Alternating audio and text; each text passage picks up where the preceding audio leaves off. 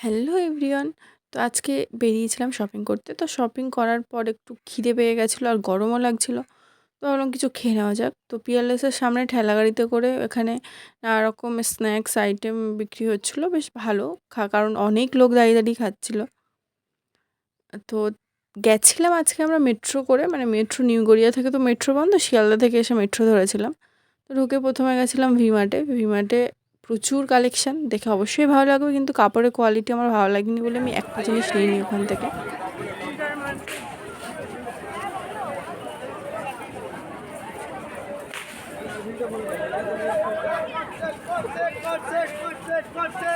প্ল্যানেটের ভিড়টা দেখলে স্যাটারডে হলেই হয়তো এতটা ভিড়, কারণ স্যাটারডে সানডে উইকেন্ড তো, পূজাও কাছাকাছি, ভিড় তো হবেই। তো তারপরে চলে গেছিলাম যেখানে না গেলেই নয় পূজার সময়, এখান থেকে জুতো না নিলে তো পুজো ইনকমপ্লিট থেকে যায়, সেটা হচ্ছে সিলেদাসে। পুজোর নতুন নতুন অনেক কালেকশন এসছে। তো তারপরে দেখলাম এখানে কর্ন সেদ্ধ বিক্রি হচ্ছে, যেটা প্রথমবার আমি দেখলাম, এর আগে স্প্রাইটা আমি দেখিনি, মানে চোখে পড়েনি। যাই হোক, ভালো ছিল কর্ন সেদ্ধটা। তারপর আবার শপিং করতে করতে এত গরম লেগে গেছিলো, ভাবলাম একটু আইসক্রিম খাওয়া যাক।